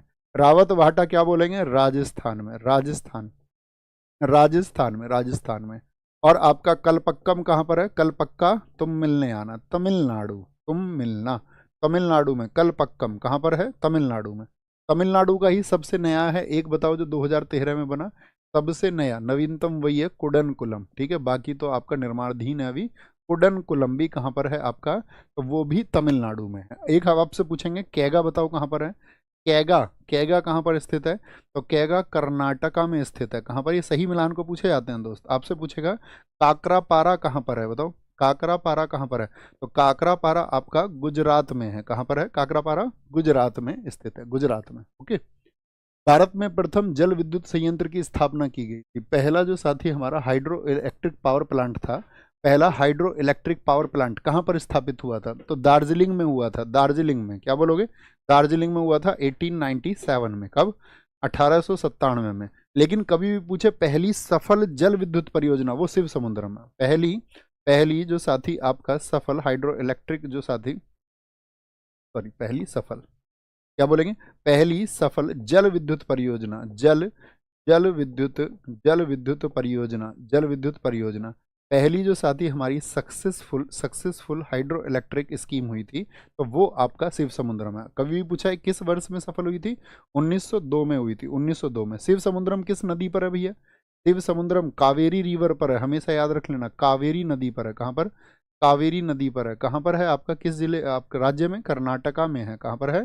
कर्नाटका में स्थित है। जैसे हम आपसे कुछ जल विद्युत परियोजनाएं पूछेंगे, कौन सी कहाँ पर है? कोयना बताओ कहाँ पर है? कोयना, कोयना जल विद्युत परियोजना कहाँ पर है? कोयना, तो ये आपका, आप कहेंगे भैया आपने भी बताया था हमको 2 दिन पहले ही, महाराष्ट्र में। खोपोली कहाँ पर है? खोपोली जो साथी आपका हाइड्रो इलेक्ट्रिक स्कीम है, ये भी आपका कहाँ पर है? महाराष्ट्र में। नाथपा झाकरी बताओ आप हमें कहाँ पर है? किस रिवर पर है ये भी बताना नाथपा झाकरी को। तो नाथपा झाकरी है आपका सतलुज रिवर पर। किस पर है? सतलज रिवर पर है दोस्त। और कहाँ पर है आपका? हिमाचल प्रदेश में, हिमाचल प्रदेश में। और तवा कहाँ पर बताई थी हमने? तवा नदी पर ही आपका एमपी में। पांचेत बताओ, पांचेत जो साथी जल विद्युत परियोजना वो कहाँ पर है? क्या बोलेंगे? पांचेत है आपका, पांचेत हिल भी बोलते हैं इसको, तो ये झारखंड में है। कहाँ पर है? झारखंड में। ये सभी क्या है हमारे? हाइड्रो हाइड्रो इलेक्ट्रिक स्कीम्स बोलते हैं इनको, यानी कि जल विद्युत परियोजनाएं हैं। बोकारो इस्पात संयंत्र का निर्माण किसके सहयोग से किया गया था? आप सबको पता होना चाहिए, हमारे यहाँ पर भारी उद्योग को साथी किस पंचवर्षीय योजना में प्रायोरिटी दी गई थी? पहले तो ये बताओ, कौन से 5 ईयर प्लान में इनको जोड़ दिया गया था? तो आप कहेंगे भैया बोकारो को किसकी हेल्प से? रूस की हेल्प से, रूस की हेल्प से। ठीक है, और रूस की हेल्प से इसको किस ईयर में बताएं फटाफट से? तो आप कहेंगे बोकारो को भैया 1964 में। ठीक है, कहाँ पर? झारखंड में। कहाँ पर? झारखंड में, झारखंड में स्थापित किया गया था। और 1964 में कौन सी पंचवर्षीय योजना चल रही थी? तो ये थर्ड 5 ईयर प्लान था, थर्ड 5 ईयर प्लान था, थर्ड 5 ईयर प्लान। मुझे बताओ तीसरा जो पंचवर्षीय योजना, जानते हो ना, 1951, 56, 56 से 61, 61 से 66, ये तीसरा था 1961 से 66। मुझे बताओ तीसरी जो पंचवर्षीय योजना है वो किस मॉडल पर थी, किस मॉडल पर आधारित थी? जैसे आप पहला पढ़ते होगे हेराल्ड डोमर मॉडल है, दूसरा आप पढ़ते होगे पीसी महालनोबिस मॉडल है, तो ऐसी तीसरा बताओ मुझे, तीसरी पंचवर्षीय योजना का मॉडल क्या था? और देखो जितने 4 स्थापित किए गए थे, जैसे 4 और 3 कौन कौन से थे? 3 इसमें साथी जो आपका प्लांट स्थापित किए गए थे, एक था इसमें राउरकेला। राउरकेला ये किस पंचवर्षीय योजना में किया गया था? राउरकेला था उड़ीसा में। किसकी हेल्प से किया गया था? किसकी हेल्प से? ये आपका जर्मनी की हेल्प से स्थापित हुआ था, जर्मनी की हेल्प से इसको स्थापित किया गया था। कब? 1959 में। इनका ईयर बहुत इंपॉर्टेंट होता है दोस्त, याद रख लेना। राउरकेला, जैसे एक भिलाई था, भिलाई कहाँ पर स्थित है बताओ? भिलाई छत्तीसगढ़ में है। कहाँ पर? छत्तीसगढ़। और हमारी भिलाई का काम कौन करता है? रूस। रूस ये कब स्थापित हुआ? 1959 में। हालांकि इसका फंक्शनिंग जो शुरू हुआ था आपका 1959 में शुरू हुआ था। अगर पूछ ले कभी 1959 में शुरू ना दे करके आपसे ये पूछ ले स्थापित कब हुआ था, तो 1955 में इसको इस्टेब्लिश किया गया था, 1955 में, शुरू 1959 में। राउरकेला हो गया आपका, और एक बोकारो हो गया, भिलाई हो गया, एक था दुर्गापुर। दुर्गापुर कहाँ पर था आपका? दुर्गापुर था वेस्ट बंगाल में। क्या बोलोगे? वेस्ट बंगाल में। ये क्या बोलोगे? यूनाइटेड किंगडम की हेल्प से। किसकी हेल्प से? यूनाइटेड किंगडम की हेल्प से, उत्तराखंड की हेल्प से मत सोच लेना। ठीक है, और ये भी कब शुरू हुआ? 1959 में ये शुरू हुआ, 1950। ओके, तो ये सब के सब किस ईयर में है? तो आप कहोगे भैया ये 1956 से 61 के दौरान, 1956 से 61 क्या था? Second 5 year plan, second 5 year plan. तीसरा मॉडल नहीं बताया इन्होंने, सबसे पहले किसने आंसर किया था बताओ? तीसरा, तीसरा नहीं बताया, जिसने सबसे पहले आंसर ढूंढा था उसको ढूंढो। सबसे पहले तुम ध्यान नहीं दे रहे, हमने कहा नहीं 5 बच्चों को घोषित करेंगे, ठीक है। एक मुझे बताओ, सेल, सेल का फुल फॉर्म क्या है? Steel authority of India limited. इसका जो साथी आपका प्रोडक्शन शुरू हुआ या इसको स्थापित किया गया कब, बताओ? Steel authority, steel authority of, steel authority of India limited, India limited, ये क्या है? 1973 का है। इसका ईयर बहुत पूछा जाने लगा, 1973 का है। ओके, आगे बताओ नेक्स्ट। भैया चक्रवर्ती मॉडल था, चक्रवर्ती मॉडल, मिस्टर अक्की ठाकुर, बहुत कमाल, नंबर 2 टॉपर। निम्नलिखित घटनाओं पर विचार करें और उन्होंने काल क्रमानुसार व्यवस्थित कीजिए। विचार करना, भारत में भारतीयों द्वारा चीनी उद्योग का विकास कब हुआ? 1930 में आपका क्या बोलोगे? 1903 में आपका ये हुआ था, 30 नहीं 1903 में, 1903 में कहाँ पर? प्रतापपुर में हुआ था, प्रतापपुर, जो देवरिया वाला प्रतापपुर है, ठीक है, प्रतापपुर में। ओके, 1903। रिसड़ा में जो पहली जूट मिल खुली थी 1855 में। अब मुझे बताओ रिसड़ा कहाँ पर पड़ता है? रिसड़ा जो पड़ता है, यानी प्रथम जो जूट मिल का उत्पादन हुआ, तो आप कहोगे ये वेस्ट बंगाल में, बंगाल में हुआ था। भारत में स्टील का पहली बार जो उत्पादन हुआ वो हुआ 1874 में, ये भी बंगाल में हुआ। क्या बोलोगे? स्टील का उत्पादन भी कहाँ पर हुआ? ये भी बंगाल में हुआ आपका। बम्बई में प्रथम कपड़ा मिल का जो आरंभ हुआ वो 1854 में हुआ। कौन सी कंपनी थी? बम्बई में प्रथम कपड़ा मिल जिस कंपनी ने बनाई उसको बोलते थे Bombay spinner, the Bombay, Bombay spinner. अच्छा मुझे कागज का और बता दो आप, द बॉम्बे स्पिनर। तो क्या कम हो जाएगा क्रम, बताओ जरा, क्रम क्या हो जाएगा? क्रम तो आसान है इसमें, 54 55, यानी कि 4 2, 4 2 और 3 1 बन जाएगा, 4 2 3 1 बन जाएगा, 4 2 3 1 भैया बन जाएगा, ठीक है। कागज का बताओ मुझे, पहली बार कागज का प्रथम उत्पादन, कागज का उत्पादन हुआ था 1832 में, कहाँ से? श्रीरामपुर से। कहाँ से? श्रीरामपुर से हुआ था, और ये भी कहाँ पर? वेस्ट बंगाल में, क्योंकि उद्योग यहीं फूले फूले। लेकिन क्या ये सफल रहा था? आप कहेंगे नहीं।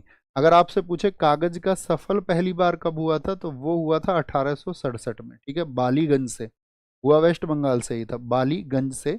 ये एक सफल उत्पादन रहा था। तो पहले वाला उत्पादन क्या रहा था? वो असफल रहा था, असफल रहा था। नेक्स्ट आगे आएंगे। वह दर जिस पर भारतीय रिजर्व बैंक अन्य बैंकों से ऋण लेती है, क्या रिजर्व बैंक भी अन्य बैंकों से ऋण लेता है? आप कहेंगे हाँ जी भैया। तो रिजर्व बैंक जब अन्य बैंकों से ले तो इसको तो उल्टी बात हो गई, तो उल्टी बात होगी, तो रिवर्स रेपो रेट हो गया, रिवर्स रेपो रेट। और रेपो रेट पर क्या होता है? जितने भी कॉमर्शियल बैंक है उन सबको ऋण देता है, वाणिज्यिक को क्या बोलेंगे इसमें? हम कहेंगे कि भैया इसमें क्या होता है, ये आपका वाणिज्यिक बैंकों को, वाणिज्यिक बैंकों को क्या करते हैं, को ऋण देता है रेपो रेट पर। अभी वर्तमान में बताओ कितनी है रेपो रेट, वर्तमान में बताओ, ठीक है। और बैंक रेट क्या होती है? बैंक रेट, तो बैंक रेट भी आप कहेंगे, बैंक रेट होती है आरबीआई वाणिज्यिक संस्थानों को जिस पर ऋण देता है। अगर हम बात करें वर्तमान में, यानी पिछले महीने की बात करें, तो रेपो रेट कितनी चल रही है हमारे देश में, बताओ? रेपो रेट होती है आपका हमारे देश में अभी 6%। आपसे पूछे बैंक रेट हमारे देश में कितना है, तो 6.5%। कितना? 6.5%। अगर आप पूछे रिवर्स रेपो रेट कितनी है, ट्रिपल आर कितनी चल रही है, तो 3.35%। रेपो रेट ये चेंज होती रहती हैं, ठीक है, तो परीक्षा से पहले इसको देखना है इसके आसपास में। निम्न में से किस समिति का गठन बैंकिंग क्षेत्र में सुधार हेतु किया गया था, ताकि बैंकों में सुधार हो पाए? तो वो कौन सी थी? मल्होत्रा समिति थी, तलैया समिति थी, नरसिम्हन समिति थी, या फिर आपका केलकर समिति थी? केलकर समिति का नाम आप सबने सुना होगा, बताओ जरा भैया, इसको कौन बता सकता है? केलकर समिति का संबंध किससे है? तो केलकर समिति का संबंध है जीएसटी से। किससे? गुड्स एंड सर्विस टैक्स से। चलैया समिति का संबंध किससे था आपका? ये कर सुधारों के लिए थी। किसके लिए? टैक्स रिफॉर्म्स के लिए। किसके लिए? कर सुधार के लिए थी।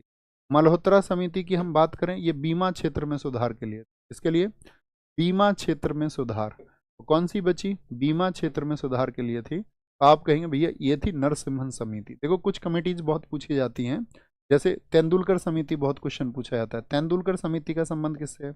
तो तेंदुलकर जो कमेटी थी, कमेटी आप लिख लेना है ना, ये गरीबी रेखा को देखती थी, ठीक है, गरीबी रेखा को, यानी कि पॉवर्टी, पॉवर्टी को देखने के लिए।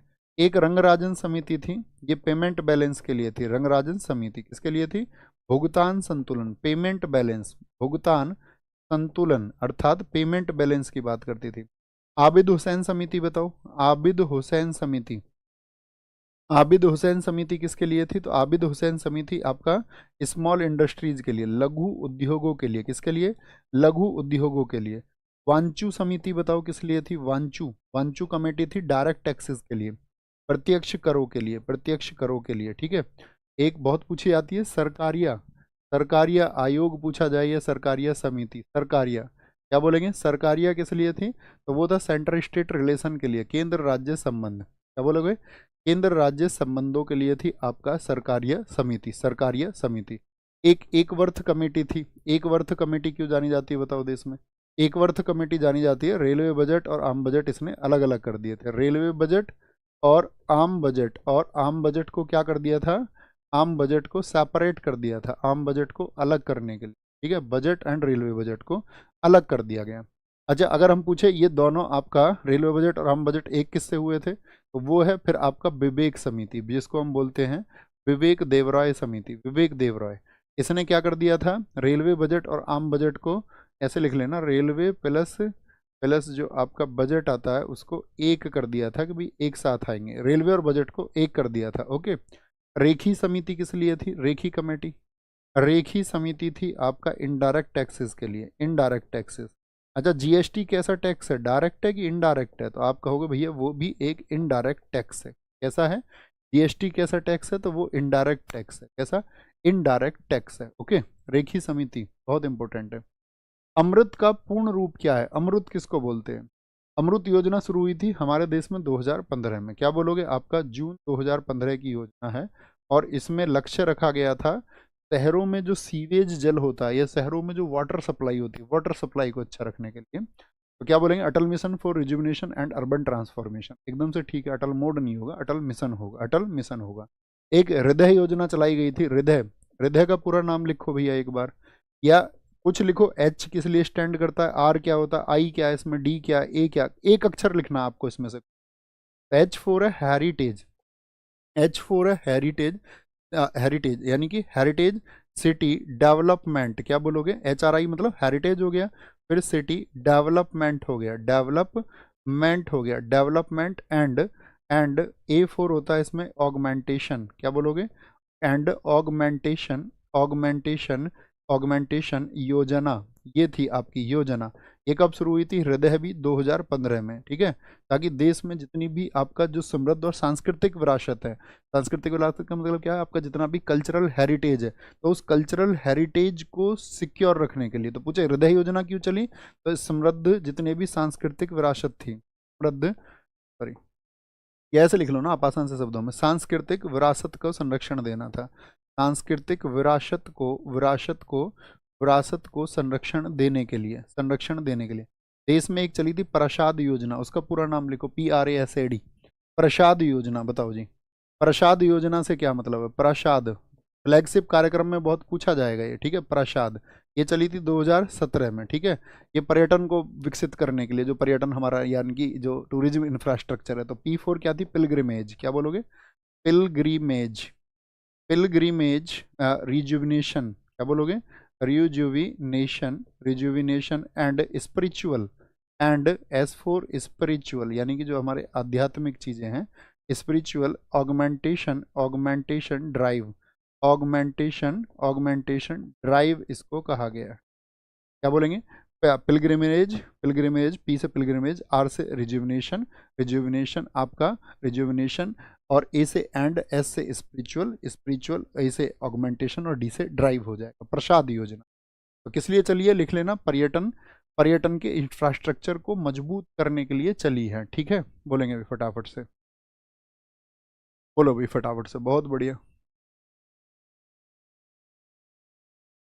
आगे आएंगे, क्या बोलोगे, उपभोक्ता अधिकारों से संबंधित कोपरा का क्या पूर्ण रूप क्या है, कोपरा क्या होता है, कोपरा क्या होता है, बोलो, आर ए कंज्यूमर, सीओ से कंज्यूमर, PR से प्रोटेक्शन और ए से एक्ट, कंज्यूमर प्रोटेक्शन एक्ट होता है ये, कंज्यूमर प्रोटेक्शन एक्ट किस ईयर में आया था, कंज्यूमर प्रोटेक्शन एक्ट, तो आप कहोगे कंज्यूमर उपभोक्ता के अधिकारों को संरक्षित करने के लिए 1986 में आया था, कब आया था, 1986 में हुआ, लेकिन कभी भी पूछ ले इसमें प्रतिस्थापन कब से हुआ, अभी रिफॉर्म्स हुए इसमें, तो इसकी जगह क्या हुआ, प्रतिस्थापन 2019 में हो गया, इसका कब हो गया, 2019 में इसको प्रतिस्थापित कर दिया गया है। इसी का स्लोगन है, साथ ही आपका पूछा जाता है किस एक्ट का स्लोगन है, जागो ग्राहक जागो, क्या स्लोगन है इसका, जागो, जागो ग्राहक जागो, सुना है तुमने ये, यस और नो, जागो ग्राहक जागो, ठीक है, अक्सर रेडियो वगैरह पे सुना होगा। एक हमारे देश में चलता है एग मार्क एक्ट, बताओ एग मार्क एक्ट किस लिए होता है? एग मार्क एक्ट होता है 1937 का है। ये खाने के उत्पादों पर होता है, जितने भी खाने के उत्पाद हैं हमारे, खाने के उत्पाद हैं आपका, ठीक है, खाने के उत्पाद हैं। ट्रेडमार्क एक्ट ये कब आया था? ट्रेडमार्क आपने देखा होगा कि भाई आपको कोई बिजनेस कर रहे हैं तो उसके लिए आपको ट्रेडमार्क लेना पड़ेगा। ये 1999 का है। ये क्या है? ये जितनी भी गुड्स एंड सर्विसेज हैं, वस्तु और सेवा की पहचान और कौन सी इस चीज़ के उपयोग के लिए, पहचान और उसका उपयोग, यानी कि उसको साथ ही आपका कैटेगराइज करने के लिए ट्रेडमार्क एक्ट आया। अच्छा, ट्रेडमार्क एक्ट इसमें संशोधन कब हुआ आपसे पूछ ले? ट्रेडमार्क एक्ट में संशोधन कब हुआ? 2016 में हुआ। कब हुआ? 2016 में हुआ। हमारे देश में एक आईएसआई मार्का चलता है, नहीं चलता? आप कहेंगे हाँ जी भैया। आईएसआई किस लिए होता है? औद्योगिक उत्पादों के लिए, जितने भी इंडस्ट्रियल प्रोडक्ट्स हैं, जितने भी इंडस्ट्रियल प्रोडक्ट्स हैं औद्योगिक उत्पादों के लिए होता है। आईएसआई का पूरा नाम लिखो तो क्या होता है? Indian standard institution. क्या होता है आईएसआई का पूरा नाम? आईएसआई का नाम क्या होता है? इंडियन स्टैंडर्ड इंस्टीट्यूशन होता है, इंस्टीट्यूशन होता है। बहुत बढ़िया, एबीसी ने लिखा है 15 मार्च को उपभोक्ता अधिकार दिवस मनाया जाता है। हाँ जी, 1 की माचिस 5 में दे दी तो उपभोक्ता के अधिकारों का हनन हो गया। बहुत बढ़िया। तो नायक बैच पॉलिटी यूपीएसआई के लिए पर्याप्त है? हाँ जी पर्याप्त है साथी, लेकिन आप उसमें क्या करना, आपका पीवाईक्यू जरूर लगा लेना, पिछले जो भी बाकी एग्जाम्स के भी है ना, पीवाईक्यू जरूर लगाना यूपीएसआई वाले। ओके, कोपरा। नेक्स्ट है, घर्षण बल द्वारा किया गया कार्य होता है। घर्षण बल, जैसे आप चल रहे हो, आप क्यों चल पा रहे हैं, या मैं इस पेन से क्यों लिख पा रहा हूँ, तो फ्रैक्शन की वजह से लिख पा रहा हूँ, ठीक है। तो फ्रैक्शन की वजह, फ्रिक्शन नहीं होता तो लिख नहीं पाते, तो क्योंकि वो विपरीत काम करता है इसके, क्या करता है? हमेशा ऋणात्मक काम करता है, हमेशा ऋणात्मक, ठीक है। क्या बोलेंगे? हमेशा ऋणात्मक काम करता है।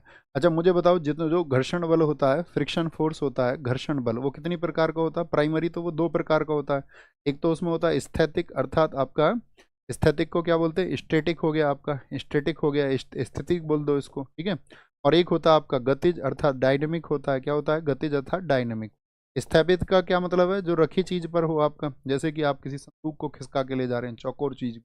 इसी में दोस्त आपका, आप सरपी भी जानते होगे, सरपी, सरपी बोलते हैं ना, स्लाइडिंग, स्लाइडिंग, ठीक है, सरपी होता है। और फिर इसी में क्या होता है आपका? वो लोटनिक होता है, लोटनिक, लोटनिक बोले तो रोलिंग फ्रिक्शन।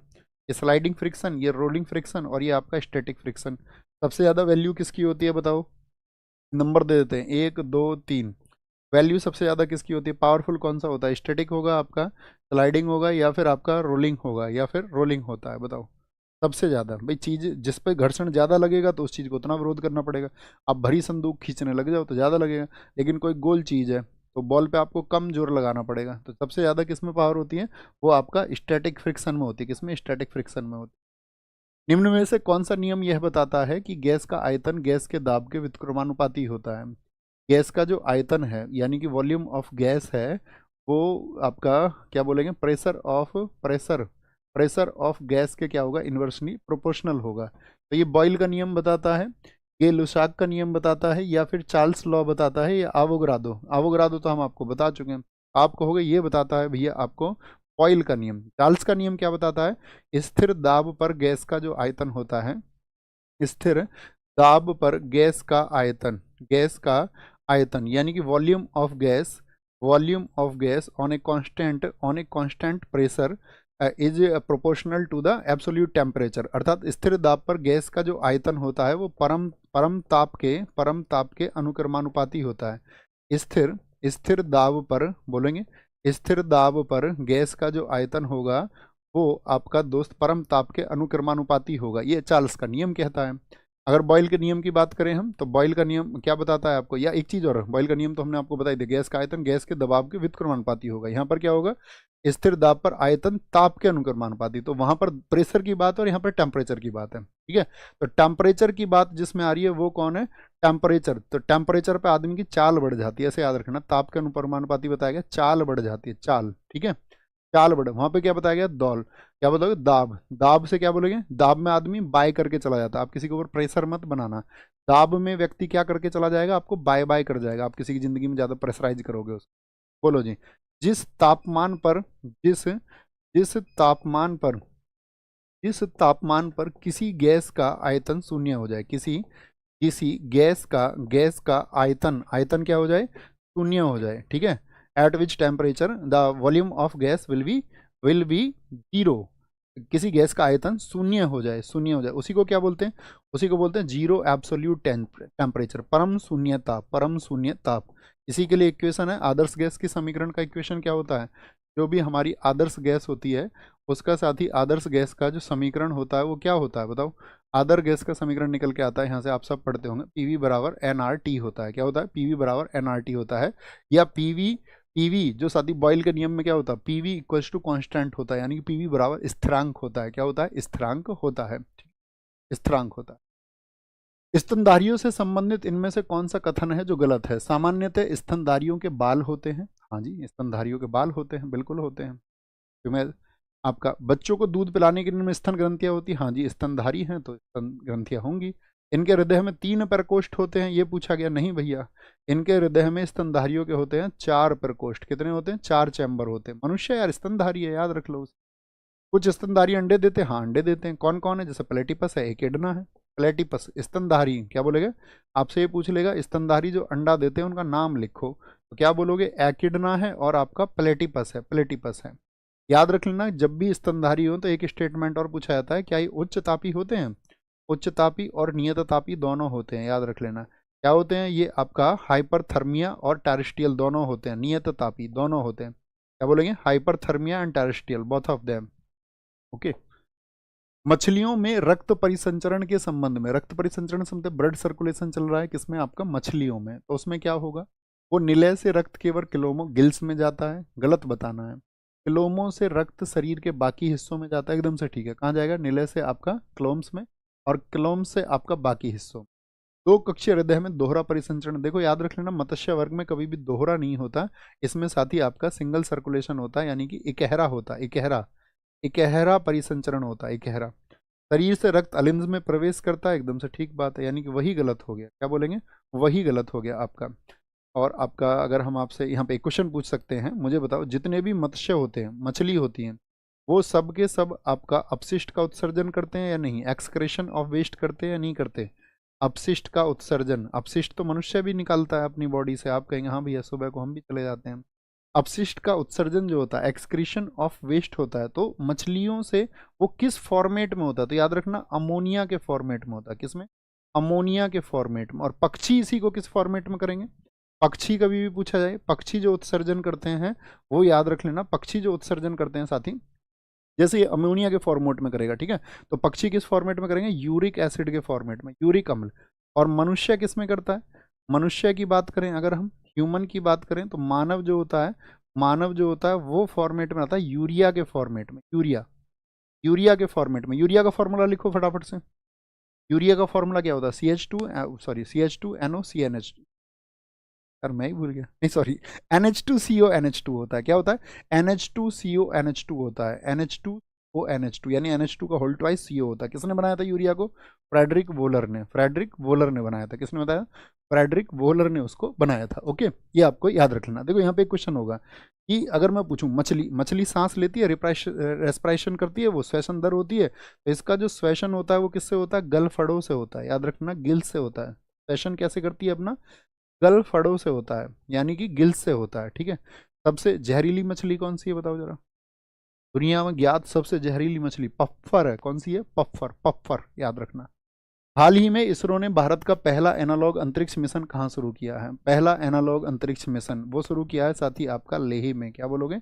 लेह में किया है, लेह में। इसरो की स्थापना बताओ, इसरो को कब स्थापित किया गया? इसरो को 1969 में स्थापित किया गया था। डेट थी 15 अगस्त, 15 अगस्त। हेडक्वार्टर क्या है इसका? हेडक्वार्टर है इसका बेंगलुरु। क्या बोलोगे? बेंगलुरु। अगर मैं आपसे पूछूं पहले क्या होता था ये इसरो? इसरो पहले होता था ये इंकोस पार। क्या होता था? इसको पहले बोलते थे इंकोस पार, इंकोस पार इसको बोलते थे। यानी कि क्या बोलेंगे यहाँ पर, यहाँ से बोलते थे हम इसको Indian national committee on space and research, space and research. तो क्या बोलेंगे इसको? पहले कहा जाता था इसको राष्ट्रीय अंतरिक्ष अनुसंधान समिति, राष्ट्रीय अंतरिक्ष अनुसंधान समिति। बहुत बार पूछा जाता है कि भैया इसकी पूर्ववर्ती संस्था कौन सी थी? अंतरिक्ष अनुसंधान समिति। तो इसको पूछा था पहले इसकी पूर्ववर्ती संस्था कौन सी थी? तो पहले इनको स्पार था। कब बना था? 1962 में बना था, 1962।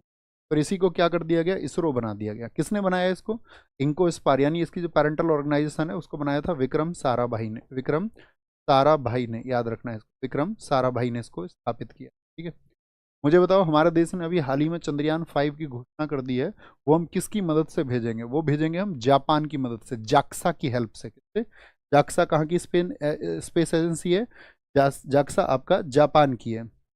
अभी याद रख लेना दोस्त, एक तो इसरो ने अभी हाल ही में क्या किया है, प्रोबा 3 मिशन को भेजा है। किसको, प्रोबा 3 मिशन किसने भेजा है, ये आपका इसरो ने भेजा है आपसे। जैसे आपसे पूछ ले, हमारा एक आदित्य L मिशन था, आदित्य L मिशन किसके लिए बनाया गया था अध्ययन के लिए, बताओ। आदित्य L मिशन किसके लिए था, ये सूर्य के लिए बनाया गया था हमारे देश में। किसके लिए, सूर्य के अध्ययन के लिए बनाया गया था, और इसको लेके गया था PSLV XL-C57, इसको लेके गया था PSLV XL-67। ये रॉकेट का नाम है, रॉकेट का, यानी किससे उसको लॉन्च किया गया। PSLV का फुल फॉर्म जानते हो, PSLV का फुल फॉर्म लिखो जो नहीं जानता, पोलर सैटेलाइट लॉन्च व्हीकल। ऐसे इसमें GSLV पूछा जाता है, GSLV क्या होता है, जियो स्टेशनरी सैटेलाइट लॉन्च व्हीकल। इसमें SLV भी पूछा है, ASLV भी पूछा जाता है, ऑगमेंटेड सैटेलाइट लॉन्च व्हीकल होता है, ऑगमेंटेड।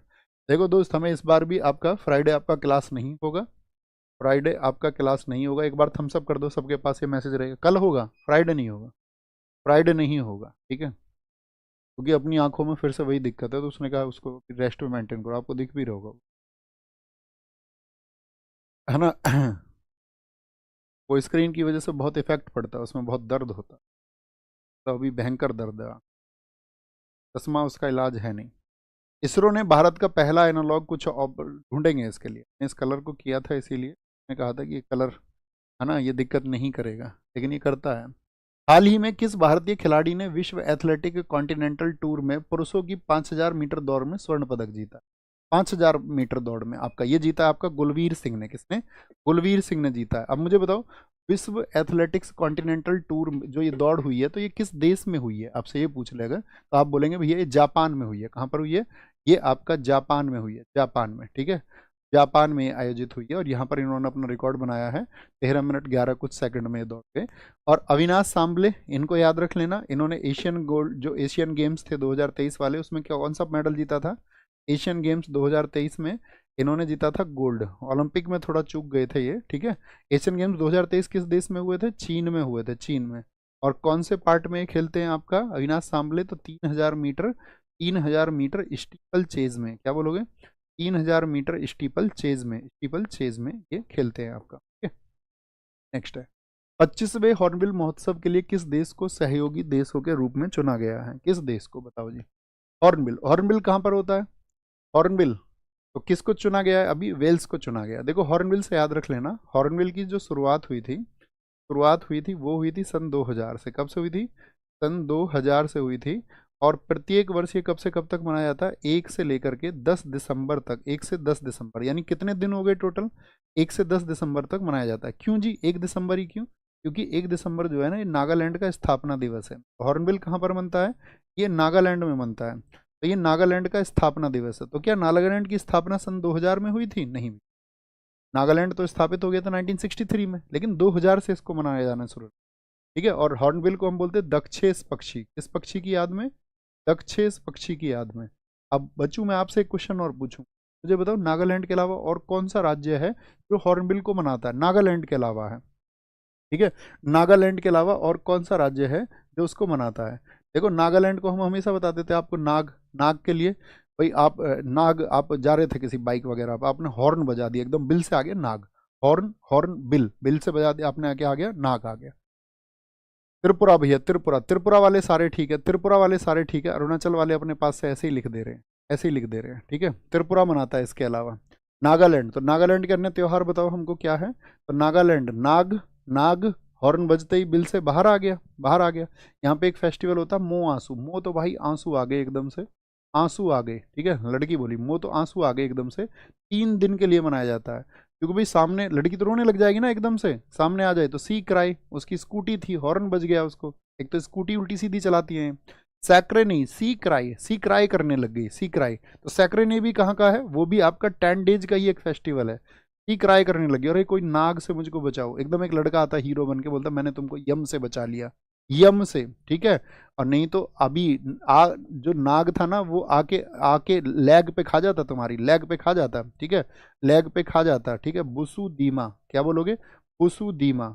और अब बोला उसने तुलुनी, तुलुनी फेस्टिवल, यानी अब हमारी तुलना तुम खराब लड़कों में मत करना, वी आर द हीरो, ठीक है। तुमको स्कूटी चलानी नहीं आती, लड़की की स्कूटी तुमने देखी होगी कैसी चलाती है वो सब जानते हो उस बारे में, कुछ बताना भी बेकार है। तो क्या बोलेंगे, ये आपका हॉर्नबिल फेस्टिवल है और ये आपका होमवर्क है। हॉर्नबिल भारत के किन दो राज्यों का राजकीय पक्षी है, राजकीय पक्षी है। आंसर लिखते रहें, आगे बढ़ते रहें, अपनी मेहनत को जारी करते रहें, ठीक है। देखो जो भी आपका स्ट्रेटजी है, स्ट्रेटजी, स्ट्रेटजी का मतलब ये है जीएस में बेहतरीन स्कोर करना है, तो दोस्त सिर्फ और सिर्फ एक तरीका है कि अपने आप को डेली, एक तो जो घंटे आप रिजर्व कर रखे होंगे आपने, 2 घंटे या 2.5 घंटे या 3 घंटे, जो भी आप जीएस पढ़ते हो, 3.5 घंटे, भाई आपका अगर कोई पार्ट स्ट्रांग है तो उसको थोड़ा कम समय दे दो, जो कमजोर है उसको थोड़ा ज़्यादा दे दे, वो बैलेंस आपको बनाना पड़ेगा। तो अपने टाइम टेबल में सुबह डेली खुद को टारगेट दें कि भाई ये मुझे सेट लगाना है, इसका रिवीजन करना है 15 मिनट में। और आपका इसके अलावा जो मेरे पास 1 घंटा बचा, 1 घंटे में उसके लिए आप ये सोच लो कि आप अपने आप को 5 टॉपिक दे दो डेली, ठीक है।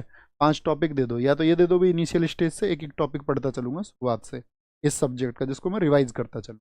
तो ऐसे क्या है, डेली डेली 5-5 6-6 टॉपिक आपके थ्योरी के भी आपको रिवाइज करने हैं। एक बार थम्सअप करो, जी हाँ। यानी कि आपका एक दिन जैसे 5 ईयर प्लान आपने किसी दिन पढ़ लिया, ठीक है।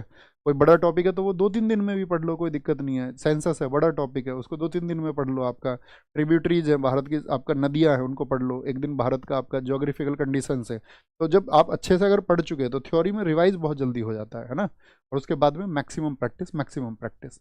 और जब कहीं आपको लगे यार इसमें तो ये फैक्ट्री बन सकता है, तो थोड़ी सी रिसर्च भी कर लिया करो, 10-20-50 मिनट आपका, है ना। और ऐसे ही पढ़ते रहे, और उसका आपका भैया क्वेश्चन नंबर 27 देख लो एक बार। 27 में क्या हो गया भाई साहब, 27 में क्या हो गया बताओ फटाफट से, क्या हो गया 27 में। मछलियों के रक्त परिसंचरण के संबंध में गलत कथन पहचाने, क्या हुआ बताओ।